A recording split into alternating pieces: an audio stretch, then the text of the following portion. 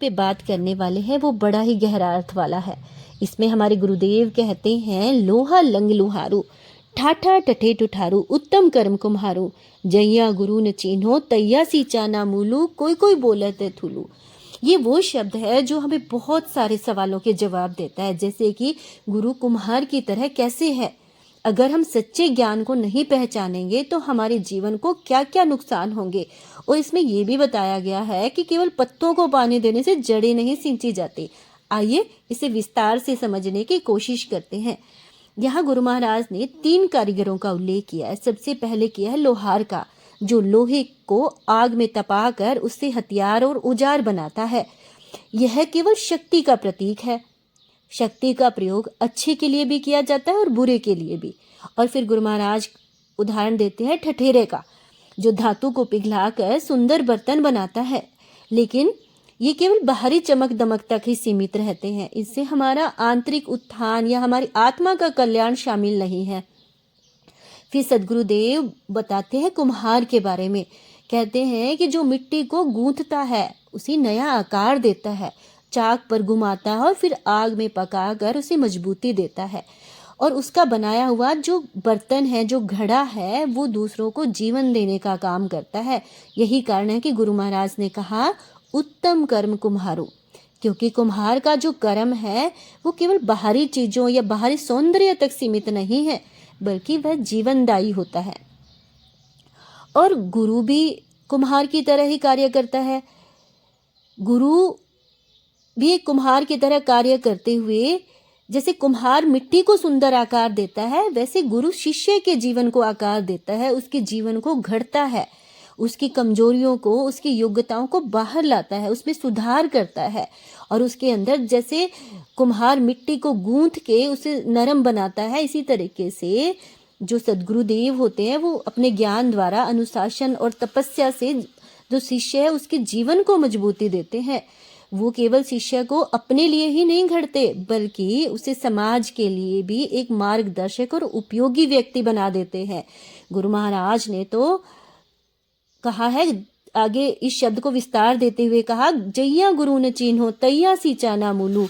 यहाँ गुरु महाराज हमें चेतावनी देते हैं, यदि तुमने गुरु को नहीं पहचाना, तूने जड़ को नहीं सिंचा। यहाँ गुरु का भाव केवल रूप और नाम से नहीं है, बल्कि उनके द्वारा दिए हुए ज्ञान से है।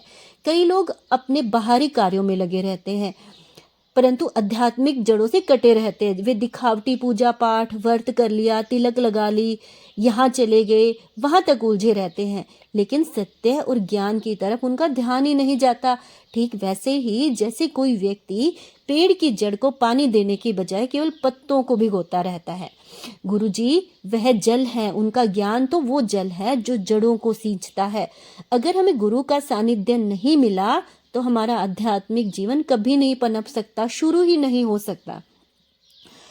कुछ लोग बिना गुरु के ही स्वयं को ज्ञानी मानने लगते हैं और वो केवल स्थूल बातें करते, संसारिक बातें करते हैं। जैसे गुरुजी कहते हैं, कोई कोई बोलत थुलू, यानी बिना सही मार्गदर्शन के वे केवल भ्रम फैलाते हैं। और ऐसे लोग अंधकार में रहकर दूसरों को भी भटकाते हैं। इनका गुरु महाराज ने बहुत विरोध किया है शब्दवाणी में। तो आज के जो इस शब्द है, इसका सार ये है कि असली जो सफलता है, जीवन का निर्माण है, सेवा से, वो सृजन में है। और गुरु के बिना, उनके ज्ञान के बिना हमारा जीवन अधूरा है। ठीक वैसे ही है जैसे बिना तपे घड़े का कोई मूल्य नहीं होता। केवल बाहरी कर्म करने से हमें कुछ नहीं होने वाला। जैसे हम मंदिर चले गए, तीर्थ चले गए, व्रत कर लिया, तो इनसे हमें प्राप्ति नहीं होगी। हमें अपनी आध्यात्मिक जड़ों को सींचना होगा और वो गुरु का ज्ञान ही सींच सकता है। और अगर इसे और ज्यादा हम समझें तो अगर मिट्टी को सही हाथ ना मिले तो वो कीचड़ बन जाती है। इसी तरह अगर एक सच्चे कुम्हार, और वही मिट्टी अगर सच्चे कुम्हार के हाथों में आ जाए तो वो सुंदर और उपयोगी बन जाती है। यही कारण है कि जो उत्तम कर्म कुम्हारो, इसीलिए गुरुजी ने कहा है, क्योंकि जो कर्म जीवन के निर्माण और सेवा से हमें जोड़ता है वही श्रेष्ठ कर्म है। तो इस जो शब्द है इसका यही सार है। तो हमें अब सोचना होगा कि क्या हमने अपने जीवन में गुरु के ज्ञान को धारण किया है, उसे स्वीकार किया है। क्या हमने स्वयं एक कुम्हार की तरह अपने कर्मों से इस संसार का कल्याण करने का प्रयास किया है। ये संसार का कल्याण को ही गुरु महाराज ने यज्ञ कहा कि अपने कर्मों के द्वारा इस प्रकृति का, संसार के जीवों का हम कल्याण करें, यही वास्तविक यज्ञ है। इसलिए आवश्यक है कि हम गुरु की शरण में जाएं, स्वयं को उन्होंने जो ज्ञान दिया है उसमें तपाएं और एक ऐसा जीवन जिएं जो दूसरों के लिए प्रेरणा बने, क्योंकि गुरु बिना जीवन अधूरा है, बिना तपे मिट्टी व्यर्थ है। इसीलिए हमें सद्गुरुदेव के सच्चे ज्ञान को जीवन में धारण करना चाहिए और इधर उधर के भटकाव से हम बचे। यही गुरु महाराज की वाणी हमें प्रेरणा देती है।